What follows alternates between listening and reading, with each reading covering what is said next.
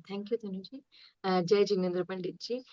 अभी तो जैसे छठे काल का आप सुना, अभी पंचम काल में सम्यक दर्शन होता है ये तो सुना है।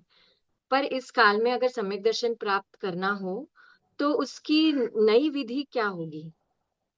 विधि तो सदा एक ही होती है, नए नए आविष्कार नहीं होती विधि की। भाई पद्धति पर प्ररूपणा के अपेक्षा से अनेक भले हो सकती है शैली के योग्यता के अनुसार, परंतु एक होय तृण काल मा परमारथनो पंथ। चाहे चौथा काल हो, चाहे पंचम काल हो, या नरकों का क्षेत्र हो या स्वर्गों का क्षेत्र हो, या समो शरण में बैठ के सम्यक दर्शन लेना है, विधि तो एकमात्र अपने को शुद्धात्मा स्वीकार करना है, द्रव्य कर्म भाव कर्म नो कर्म से रहित, और एक समय की पर्याय मात्र से भिन्न ध्रुव स्वभाव में अपनापन करना है। विधि तो यही है। अब उसमें यह है कि हमारे सामने साक्षात देवादिदेव अरहंत भगवान इस पंचम काल में नहीं है, तो हमें साक्षात जिनका प्रभावशाली देखना मात्र हमारे लिए सम्यक दर्शन का निमित्त हो सकता है, ऐसे साक्षात जिनेन्द्र देव के दर्शन मतलब भाव निक्षेप के समो शरण में विराजमान जिनेन्द्र देव नहीं है। तो ये एक हमारे लिए पंचम काल में सबसे बड़ा ड्रॉबैक है। अब दूसरा हम देखते हैं कि इस काल में गुरुओं का समागम तो उपलब्ध होता है, लेकिन हमारे निमित्त से साक्षात भावलिंगी संत मिल भी जाएं या नहीं मिल पाए भाग्य से, तो ये भी दुर्लभता का एक समागम बन गया है। तीसरा ये कि जिनवाणी सदा बोधिनी नित्य बोधिनी, ऐसे जिनवाणी का समागम सबके पास अभी सुलभ है, उपलब्ध है।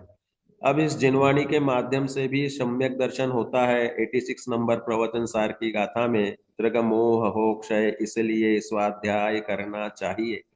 तो जिनवाणी के माध्यम से या पूर्व के ज्ञानी गुरुओं के माध्यम से जो भी उनके अपने पास सीडी वगैरह है, या कोई भी और उपदेश के किसी रूप में रूपा मतलब अवेबिलिटी है, तो इनके निमित्त से भी हमारे पूर्व के संस्कार वशात, स्वयं की पुरुषार्थ की योग्यता वशात, और जिसकी मंद कषाय की भूमि है, भेद विज्ञान के लिए आवश्यक भूमिका जिसने बना रखी है, वह अपने शुद्धात्म सन्मुख परिणाम से इस काल में शीघ्र ही सम्यक को प्रकट कर लेता है। तत्व निर्णय वह आवश्यक है, तत्व विचार वह उसका कारण है, और तत्व का स्वरूप समझना, पढ़ना, पढ़ाना, उसी का घोलन करना।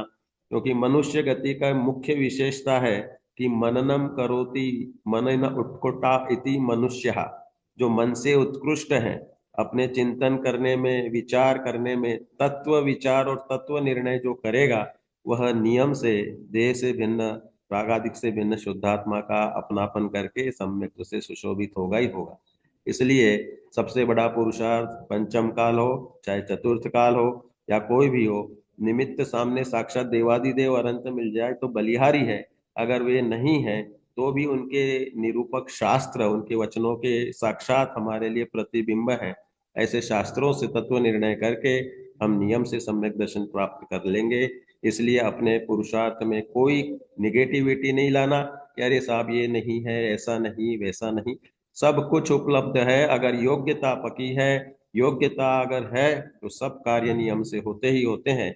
इसलिए इस काल में भी सम्यक दर्शन वैसा ही सुलभ है अगर योग्यता पकी है तो इसलिए अपनी पुरुषार्थ को कभी भी ढीला नहीं करना है, और सम्यक दर्शन लेके ही अपना सुखमय जीवन अनंत काल का जीना है। हाँ जी।